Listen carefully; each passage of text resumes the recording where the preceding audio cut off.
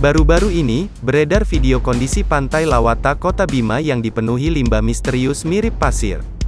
Video tersebut mendadak viral di media sosial TikTok setelah diunggah oleh akun @ariif_26. Limbah misterius, tulis pengunggah sebagai keterangan video.